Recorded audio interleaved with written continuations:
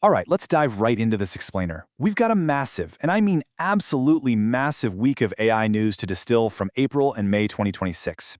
If you've been following the industry, you already know things are moving at a breakneck pace, right? But this past week, man, it really felt like a true inflection point.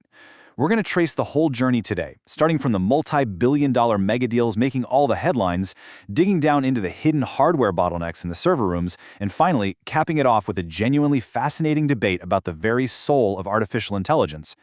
So to make sense of this dizzying pace, we've structured our explainer into 5 quick stages. 1. Massive moves and mega deals. 2. Agents breaking out of containment. 3. The open versus closed frontier. 4. The inference compute bottleneck. And 5. AI character versus utility. Let's get into it. Okay, Section 1. Massive moves and mega deals, the staggering scale of AI investment. We absolutely have to start with the sheer scale of capital being deployed right now. Look at this number. SpaceX just announced a partnership with the AI coding platform Cursor, which is cool on its own. But what's truly mind-bending here is that this deal includes an option for SpaceX to acquire them for a jaw-dropping $60 billion. I mean, think about that for a second. An aerospace company is securing the ultimate coding engine, which basically proves that AI coding isn't just some handy software tool anymore. It is literal foundational infrastructure for putting rockets into space. Wild, right? And right on the heels of that massive figure, we get this. Anthropic and Google revealed plans for Google to pump up to $40 billion into Anthropic. This is just a massive defensive and offensive maneuver in the foundational model wars. It basically guarantees that Anthropic has the compute capital they need to train the next generation of Claude while totally cementing Google's stake in one of the most capable AI labs on the planet. But hey, to ground all these crazy billions in human terms, let's look at the grassroots developer momentum. The Agentic AI Summit 2026 in Berkeley is already projecting over 5,000 in-person attendees for this August. That is 5,000 builders, researchers, and founders dedicating their time solely to Agentic AI. So, the financial capital is flowing like a river because the human capital is already there, working relentlessly to build the next generation of autonomous systems. Moving on to Section 2, agents break out of containment, from code to knowledge work and creativity. So all of that money and human brainpower is fueling a massive shift in software, where coding agents are officially breaking out of their containment. And we're seeing a stark, really fascinating contrast in strategies between the two major players here. On one side, OpenAI is rapidly expanding Codex into a generalized super app for basically all knowledge work. They're giving it a 42% faster computer use agent to act as the operating system for your daily tasks. Meanwhile, Anthropic is taking a totally different, highly specialized path. They just launched Claude Security for enterprise code review. But even more importantly, they are building deep, native integrations right into the creative tools professionals already use. Think Blender, Adobe, Canva, and Ableton. All right, Section 3, the open versus closed frontier, tracking the exploding ecosystem. While Google and OpenAI are battling it out with these massive closed systems, the open weight movement is absolutely refusing to be left behind.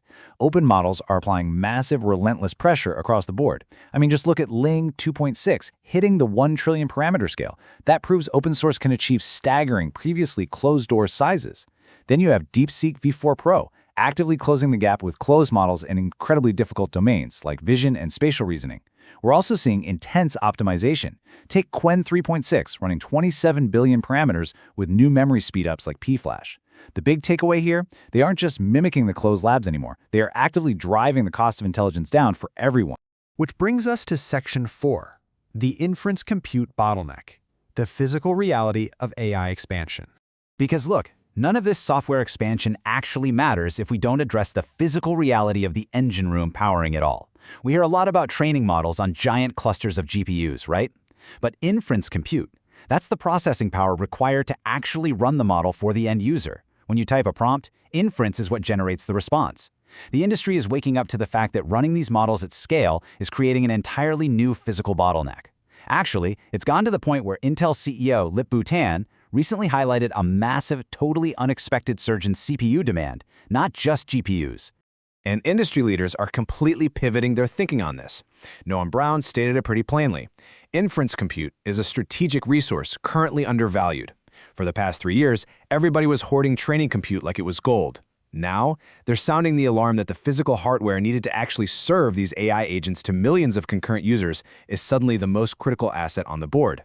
Sam Altman completely echoed this, admitting, to a significant degree, we have to become an AI inference company now. Let that sink in. The CEO of the most famous AI software lab in the world is admitting they are basically being forced to transform into a hardware and logistics company. Because at the end of the day, the magic of the model is completely useless if you don't have the plumbing to deliver it instantly to the user. And this hardware scramble, it's having immediate downstream effects. Meta just signed a multi-billion-dollar agreement with Amazon specifically for AWS Graviton chip cores, just locking down that vital inference capability. AMD is capitalizing on this too, launching the Ryzen 39.5 and Halo Box, pushing local hardware directly to consumers so they can run inference at home. And on the engineering side, it is an all-out war for efficiency. We're seeing a shift away from standalone models and a huge focus on optimizing pipelines in mixture of experts architectures like FlashQLA, just to make serving these models faster and cheaper. It's a whole new ballgame. Finally, let's hit Section 5, AI character versus utility, the ghost in the machine. Let's zoom out from the heat of the hardware engine room for a second and look at a really fascinating debate. This was sparked over the weekend by an OpenAI employee known as Rune, and it's all about the actual soul of the systems we're building. We're seeing a profound cultural split in AI design right now. On one side, we have the AI as a character, what Rune calls the other. This is an AI designed to have a distinct personality to inspire devotion. Think of Anton, an AI that feels like a distinct entity you collaborate with. But on the flip side, we have the AI as a utility. This is an AI whose soul is shaped entirely like a tool. Its only real faculty is functional utility. Imagine a hyper-competent version of Microsoft's old Clippy. It doesn't inspire worship, it just gets the job done silently. And that brings us to the core of why this all matters. As we witness tens of billions of dollars flowing into this space, as agents break out into our daily softwares, and as the physical hardware of our world is literally being rewired to support it all, I want to leave you with this question. Do we want our future AI to be a character that inspires devotion and acts as a digital companion?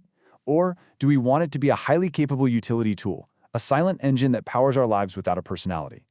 The labs are making these choices right now, literally shaping the ghost that will live inside the machine. Thanks for joining me on this explainer, and I'll catch you next time.